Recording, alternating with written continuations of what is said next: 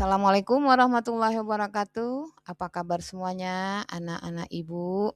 Masih tetap semangat melanjutkan kegiatan pembelajaran hari ini? Oke, mudah-mudahan tetap semangat ya. Hari ini kita akan lanjut membahas tentang PBO ya, mapel DDPK. Yang PBO-nya sudah kita lakukan beberapa kali pertemuan. Nah, pertemuan kali ini kita akan bahas tentang penerapan kode program yang dimana nanti kita ada 4 pilar dari PBO yang kita perdalam. Yang sebelumnya mungkin sudah disampaikan ya 4 pilar itu. Apa saja 4 pilar itu? Nah, ini dia. Nanti kita akan menerapkan inheritance atau pewarisan, enkapsulasi atau pembungkusan, polimorfem atau bentuk yang berbeda, kemudian dengan abstrak. Nanti untuk kode bahasa pemrogramannya kita akan coba dalam beberapa contoh bahasa pemrograman. Tujuan pembelajaran kita kali ini, ya siswa nanti bisa mengimplementasikan enkapsulasi, inheritance, polymorphem, dan abstraction dalam kode program untuk membangun aplikasi yang sistematik. Ya, jadi nanti bisa lebih bagus gitu ya, lebih jelas. Oke, itu tujuan kita. Perlu diingat ya. Jadi nanti membuat kode program di mana nanti kita menerapkan enkapsulasi, inheritance, polymorphem, dan abstrak. Oke, pertama Ibu akan jelaskan tentang inheritance. Ini mungkin materinya sudah pernah disampaikan ya, tapi tidak apa-apa kita ulangi lagi. Jadi inheritance itu bahasa lainnya pewarisan. Nah, kalau ada cerita warisan itu pasti dari atas ke bawah, nah gitu ya, dari orang tua ke anak, nah, gitu ya. Nah ini maksudnya keupayaan sebuah kelas anak, ya usaha anak atau child class untuk mewarisi atribut. Nah, atribut tahu apa? Iya, kemarin kita sudah pelajari ya di pertemuan sebelumnya kita sudah membahas tentang atribut. Dan kaedah daripada kelas lain. Nah, kelas lainnya ini kelas induknya, parent class. Ini untuk menghindari pengulangan kode yang sama. Jadi kalau orang tua itu biasanya mewarisi sifat-sifatnya ya, mewarisi kalau kita biasa apa? Mewarisi hartanya ke anak-anaknya. Nanti kalau di dalam pemrograman dia ada beberapa poin yang bisa diturunkan ke anak-anaknya. Tujuannya untuk menghindari pengulangan kode yang sama. Lanjut. Ini contohnya. Nah, kalau di sini ada kelas kendaraan. Lalu di sini ada kelas mobil. Nah, ini pakai bahasa pemrograman Java ya untuk contohnya gitu. Nggak apa-apa nanti biar bervariasi aja ya. Nah, di sini ada kelas kendaraan, ini adalah kelas induk. Lalu di sini ada string, ada merek. String ini apa kemarin? Iya, tipe data. Merek ini apa? Variabel, dan ini objeknya yang bernama mobil Toyota gitu ya. Nah, jadi mobil Toyota, mereknya Toyota. Oke, nah ini void klakson. Nah, void klaksonnya apa nih? Metode ya. Nah, nanti bunyinya apa klaksonnya? Telolet. Nah, itu dia. Nah, ini kelas mobil. Kelas mobil ini adalah perluasan dari kelas kendaraan. Extend. Extend itu perluasan. Artinya pewarisan dari kendaraan. Karena kendaraan itu kan banyak ya. Nah, salah satunya kita ambil turunan dari kendaraan adalah mobil. Mobil itu adalah termasuk kendaraan. Jadi sini mobil mewarisi kendaraan. Nah, ini apa yang ada pada mobil itu? Ini khusus ya, ini khusus pada mobil. Jadi mobil itu nanti punya jumlah rodanya 4. Ada mobil yang jumlah rodanya 5? Nah, ini khusus ya. Jadi khusus pada mobil jumlah rodanya 4. Nanti kalau bukan pada kendaraan lain misalnya, kendaraan lain apa misalnya kereta api. Kereta api ada punya roda enggak? Heeh, jumlahnya kalaupun kita katakan ada roda, ada berapa roda kereta api? Nah itu nanti ya, kalau di sini bahas tentang iya, mobil yang punya roda 4. Oke ya, kita lanjut. Di sini ada penjelasannya.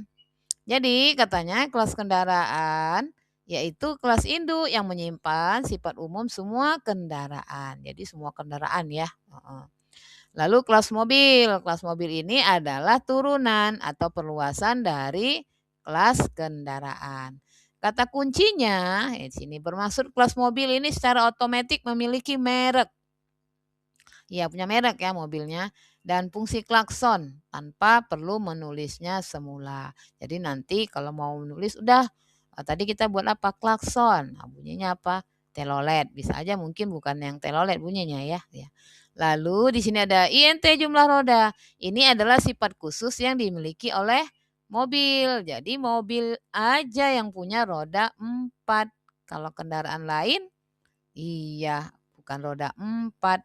Mungkin kalau truk ya kan rodanya nggak 4 ya, lebih ya. Lalu kalau misalnya beca juga nggak 4 rodanya ya.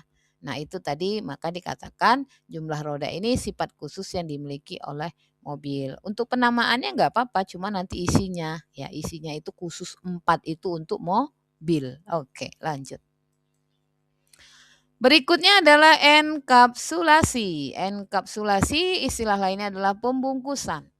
Maksudnya di sini membungkus data, atribut ya bagian-bagian ya dan kode atau kaedah menjadi satu unit dan menyembunyikan bagian-bagian butiran-butiran pelaksanaan siapa yang mengerjakan daripada akses luar demi keselamatan data. Nah, ibaratkan mobil itu dibungkus oleh apa? Casing mobil. Kalau nggak dibungkus, akan kelihatanlah atribut-atribut bagian-bagian dari mobil itu. Misalnya apa? Mesinnya ya, apalagi? Ya pokoknya kalau dibuka itu casing mobil kan kelihatan ya. Nah itu bisa aja nanti rusak. Kalau ditimpa air hujan, ya bisa aja businya atau apanya berkarat, makanya dibungkus supaya selamat data-datanya. Itu pemisalan dalam kehidupan sehari-hari. Nah, kalau nanti kita contohkan ke dalam kode program, nih ya, ibaratnya ini adalah akun bank, kelasnya akun bank. Ya, lalu di dalam penggunaannya di sini ada private double saldo. Nanti kita akan pelajari ya tentang atribut ini. Jadi saldo ini iya, saldo ya di sini saldo atributnya ya. Double itu tipe datanya.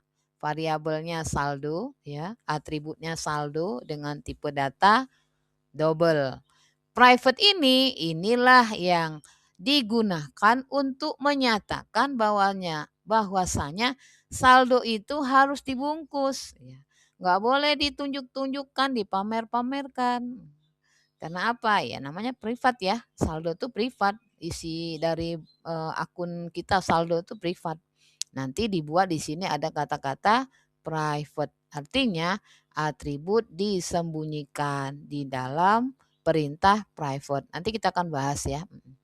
Kemudian yang mana itu nanti bisa ditunjukkan?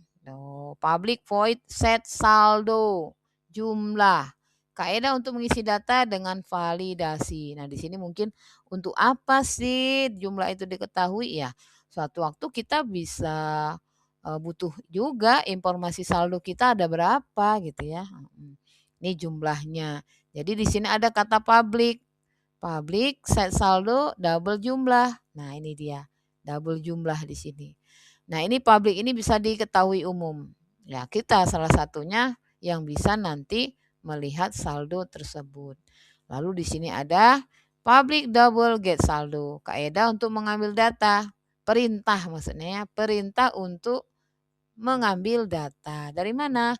Nih get saldo tadi. Nih get saldo.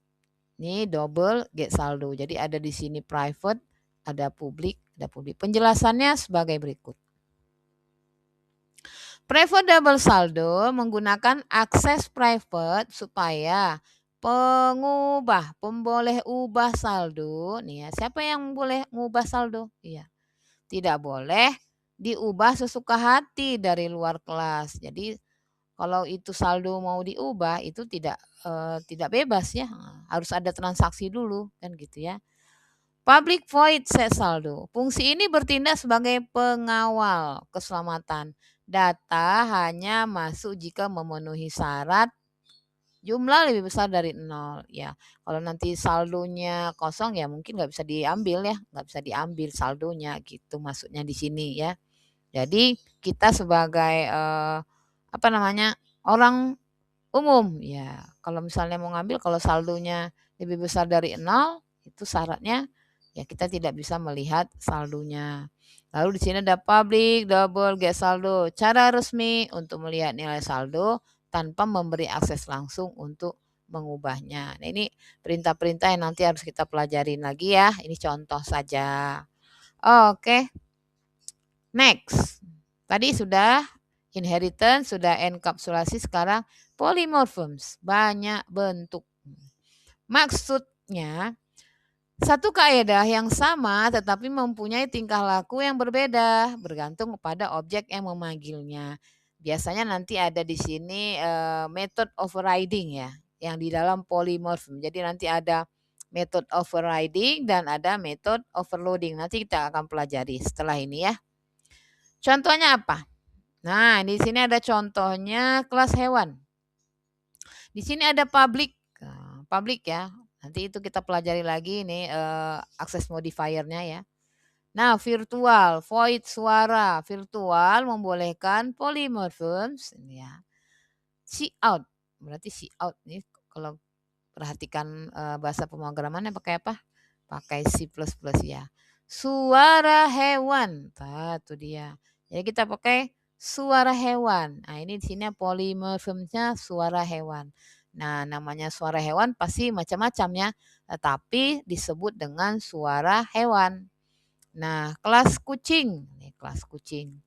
Public hewan. Nah, nanti kelas kucingnya kita pakai public hewan, suara hewan gitu ya maksudnya. Ini public ini isinya apa?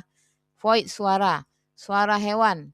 Suara hewan kalau nanti kita misalkan di sini adalah meong, itu pasti suara kucing. Nah, kalau nanti kita mau buat di sini suara kelasnya kelas ayam, berarti nanti si outnya di sini ya suara ayam. Apa cocoknya? Nah, ini overriding, mengubah tingkah laku kaedah induk. Jadi kalau kucing suaranya meong, kalau ayam suaranya apa, kalau anjing suaranya apa.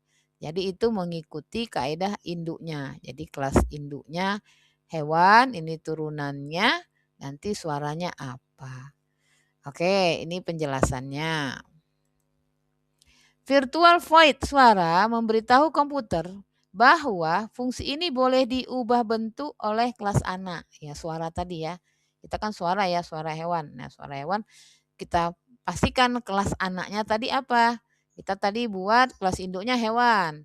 Kelas anaknya kucing. Maka nanti suaranya adalah sesuaikan dengan kelas kucing yang mengambil fungsi suara dari induk tetapi menukarnya menjadi meong. Logikanya, walaupun namanya sama-sama suara, hasilnya berbeda antara kucing, anjing, atau ayam, ataupun hewan lainnya. Itu pemisalannya. Baik, yang terakhir untuk pilar PBO-nya adalah abstraction atau abstraksi. Nah, kalau abstraksi ini menyembunyikan bagian-bagian yang sulit dan hanya memaparkan fungsi penting saja. Kelas abstrak tidak boleh dijadikan objek secara langsung. Ia hanya berfungsi sebagai kontrak atau plan induk ya. Jadi hanya rencana saja ya. Jadi tidak akan ditampilkan. Ini pemisalan. Nah, begitu lebih kurang. Contohnya apa? Nih dia. Abstrak public function luas. Nih kontraknya. Semua bentuk wajib ada fungsi luas ya. Jadi luas apa? Cari luas apa? Nah, di sini kita mau cari kelas persegi. Nah, persegi ini adalah turunan dari kelas bentuk. Nah, bentuk itu banyak ya. Jadi kalau kita belajar matematika, bentuk bangunan, apa misalnya segitiga, jajaran genjang, ya persegi panjang, nah seperti itu. Nah, kalau kita mau menghitung persegi, nah ini publik sisi, kita nanti sisinya, sisi kali sisi. Function, di sini ada public function. Untuk mencari luas itu sisi kali sisi. Nah, di sini ada return di sisi kali di sisi. Nah, ini menggunakan bahasa pemrograman PHP. Tandanya apa? Ya, kalau di apa ya namanya, variabelnya nih ada tanda dolar. Nah, ini variabelnya ya. Cuma kalau di PHP ini tidak ditunjukkan jenis tipe datanya. Ini ya. Oke, jadi ini untuk planningnya saja. Jadi kalau misalnya nanti abstrak ya seperti inilah contohnya. Oke, mungkin ini ada penjelasannya. Abstrak kelas bentuk. Nah, ini dia. Kelas bentuk itu kelas induknya ya. Kelas ini terlalu umum. Bentuk apa sih gitu ya. Jadi kita tidak boleh buat objeknya bentuk. Oh, jangan. Jadi kalau kita nanti buat kelasnya bentuk, objeknya jangan bentuk. Apa misalnya ya persegi panjang atau lingkaran atau bulatan atau segitiga. Nah, itu nanti menjadi objek pada kelas bentuk. Jadi kita harus pahami ya yang tadi di awal kelas induk, kelas anak. Ya harus dipahami. Abstrak public function luas. Ini adalah apa ya? Janji. Janji maksudnya di sini apa? Iya, promise ya, promise ya. Mana-mana kelas yang mewarisi bentuk, ya, apapun itu kelas yang mewarisi bentuk, wajib membuat fungsi luas sendiri. Jadi kalau misalnya kita mencari luas segitiga pasti ada rumusnya kan? Ada. Apalagi jajaran genjang punya luas sendiri kan rumusnya. Nah, jika tidak maka nanti kodenya akan diubah gitu. Nah, kalau tadi kita kasusnya persegi panjang, persegi ini dia. Written di sisi ini akan mengembalikan nilai untuk kelas persegi. Ya, dari yang mana? Kelas bentuk tadi. Oke, mudah-mudahan bisa dipahami ya. Nanti kalau ada yang kurang dipahami bisa ditanyakan. Ini ringkasannya. Jadi kalau mewarisi itu fokus pada apa yang didapat dari induk. Kalau extend tadi fokus pada apa yang ditambah oleh anak. Lalu menurunkan tadi fokus pada aliran sifat dari atas ke bawah. Itu dia. Oke, mewarisi. Apa yang didapat dari induk, memperluas. Apa yang ditambah oleh anak. Jadi nanti misalnya kalau dia kendaraan, nah mobil itu apa sih yang bedanya gitu. Lalu bagaimana nanti dieksekusi. Itu tentang 4 pilar PBO. Kita lanjut ke access modifier yang tadi kita ada pakai di polymorphisms ya. Nih, kalau kita bahas access modifier. Access modifier public, private, protect. Nah, tadi kita hanya pakai public dan private ya, protect belum kita pakai.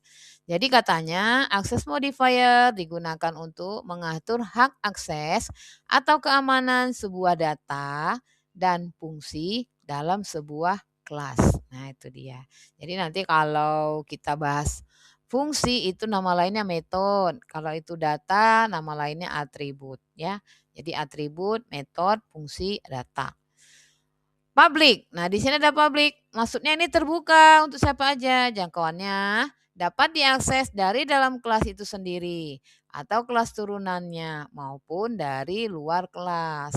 Ya kalau tadi kita ada kelas induknya bernama kendaraan, nanti itu bisa diakses oleh kelas turunannya. Apa itu? Mobil, begitu sebaliknya. Kalaupun nanti ada kelas yang lain, ya kelas yang lain bisa juga diakses. Kapan digunakan? Untuk metode yang memang harus dijalankan oleh pengguna seperti tampilkan info atau gas. Artinya yang umum ya, yang umum bisa digunakan oleh kelas-kelas itu dalam menjalankan metode atau kebiasaannya. Lanjut ke private. Nah, kalau yang private ini tadi rahasia ya, rahasia. Jadi jangkauan hanya bisa diakses oleh kelas itu sendiri. Misalnya tadi kita menentukan private-nya itu di kelas induk, itu hanya kelas induk saja yang dapat mengakses. Kelas turunan ataupun kelas yang lainnya tidak. Kalau tadi kita menentukan private-nya di kelas anak, kelas induknya juga tidak bisa mengakses, apalagi kelas yang di luarnya. Jadi, kapan digunakan private ini? Untuk data sensitif seperti password. Kalau tadi kita bahas tentang saldo bank, itu waktu kita menginputkan masuk ATM kita, lalu kita input saldo kita. Kita kan passwordnya itu privasi ya. Nah itu orang lain nggak boleh tahu kan. Nah nanti saldo banknya itu kita private. Tapi kalau untuk jumlahnya boleh nggak orang lain lihat? Ya boleh, makanya tadi kita setnya itu adalah public. Jadi variabel internal yang jika diubah sembarangan bisa merusak program. Makanya kalau nanti orang semua bisa tahu nih passwordnya, nah itu bisa jadi bahaya. Itu ya. Jadi lebih ke prinsip enkapsulasi yang privat tadi. Sudah? Oke, lanjut. Nah, kalau yang protek tadi kita belum coba ya. Tapi nggak apa-apa Ibu jelaskan. Jadi rahasia keluarga di sini katanya. Protek ya. Jangkauan bisa diakses oleh kelas itu sendiri dan semua kelas keturunannya. Nah, tuh. Tetapi tidak bisa diakses oleh objek dari luar. Artinya apa? Jadi kalau masih orang tua, anak, itu namanya rahasia keluarga ya. Itu cukup diakses di keluarga itu saja. Tapi kalau orang lain nggak boleh tahu rahasia keluarga. Oh iya, kalau yang privat tadi hanya pada kelas itu saja. Kalau protek boleh kelas induk dan kelas anak, tetapi tidak boleh diakses oleh akses kelas yang lain. Nah, kapan kita gunakan protect ini? Akses modifier yang tipe protect saat ingin data tersebut diwariskan ke anak cucu kelas tersebut, tetapi tetap ingin menyembunyikannya dari publik. Nah, nanti kita bisa menggunakan akses modifier yang tipenya protect. Oke, mudah-mudahan jelas ya. Nanti kalau ada pertanyaan silahkan dilanjut. Terakhir kita bahas tentang metode ya, metode override dan overloading yang kita gunakan di polymorphisms. Nah, ini biasanya digunakan di polymorphism ya. Jadi satu nama banyak bentuk. Nah, itu dia. Kita bahas dulu yang metode overriding. Menulis ulang fungsi milik induk. Konteksnya terjadi antara dua kelas yang berhubungan. Nah, itu biasanya induk dan anak, kelas anak dan kelas induk. Kalau tidak tadi kasus kita adalah banyak ya contohnya ya, mobil, ya kendaraan, yang mobil itu adalah kelas anak, yang induk itu adalah iya, kelas orang tua, kelas induk lah ya. Aturan. Nama fungsi, parameter, dan tipe data harus sama persis dengan yang ada di unduh, tapi isinya boleh diubah. Apa tadi misalnya? Nah, itu tadi ya. Suara klakson. Nah, itu suara klakson ya. Nah, tadi suara klakson itu eh, kalau kendaraan ada klaksonnya ada. Nanti kalau mobil di telolet, kalau kereta api bagaimana, kalau apa bagaimana. Itu dia ya. Nih, induk hewan punya fungsi suara, punya. Bunyi hewan. Nah, bunyi hewan ya tuh. Anak kucing melakukan override pada fungsi suara menjadi meong. Kalau bunyi hewan itu adalah induknya di override, ditutupin ya, di override ya. Jadi bisa ditulis ulang. Nanti buat untuk kucing adalah meong. Override pada fungsi suara menjadi meong. Berikutnya pada overloading ya, overloading ya. Oke, selanjutnya tentang overloading. Nah, kalau overloading itu satu fungsi dengan banyak versi. Konteksnya terjadi dalam satu kelas yang sama. Aturan, nama fungsi harus sama, tetapi jumlah atau tipe parameternya harus berbeda. Misalnya kita mau menghitung ya, menghitung. Fungsi tambah, misalnya nanti ada di sana beberapa variabel A, B misalnya. Nah, itu masing-masing tipe datanya integer, int, untuk menjumlahkan dua angka. Fungsi tambah int A, int B, int C untuk menjumlahkan 3 angka. Komputer akan tahu fungsi mana dipakai berdasarkan berapa banyak angka yang dimasukkan pengguna. Itu tadi ya overloading. Nah, penjelasannya kalau public tadi hak akses, semua orang boleh lihat dan pakai. Private itu hak akses, hanya pemilik kelas yang boleh tahu. Kalau protect, hak akses pemilik dan anak-anak cucunya saja yang bisa mengakses. Kalau override itu perubahan, ganti isi fungsi warisan induk agar dapat digunakan. Overloading, perubahan satu nama fungsi tapi beda jumlah input output. Baik, kesimpulannya Enkapsulasi, jangan sentuh data saya secara langsung. Nah, itu dia ya untuk keselamatan. Inheritance, saya mau apa yang ayah saya ada. Ah, misalnya gitu. Gunakan semula kode awal. Polymorphism, nama sama tapi cara buatnya berbeda. Flexibility, nah artinya fleksibel ya. Abstraction, saya beritahu apa yang dibuat, tapi bukan bagaimana ia dibuat. Nah, kalau overloading dianalogikan sebagai remote TV. Tombolnya satu, tombol power, tapi kalau ditekan sebentar fungsinya bisa nyala, bisa mati, lalu ditekan lama mungkin reset. Namanya sama tapi perlakuannya berbeda, tergantung inputnya, durasi tekannya. Lalu kalau override dianalogikan resep masakan. Ibu punya resep masakan nasi goreng. Kamu mewarisi resep itu, tapi kamu override dengan menambah ekstra cabai misalnya agar nasi goreng jadi pedas. Namanya nasi goreng, tapi isinya sudah diubah. Oke, demikian ini sumber informasinya. Mudah-mudahan dapat informasi yang lain lagi untuk memperluas wawasan literasi. Ya, terima kasih yang sudah menyimak dan mencoba memahami. Nah, agar lebih paham, silahkan melakukan latihan sesuai instruksi yang diberikan oleh guru selanjutnya. Terima kasih. Ibu akhiri sajian ini, kita lanjutkan nanti dengan latihan. Hatur nuhun. Assalamualaikum warahmatullahi wabarakatuh.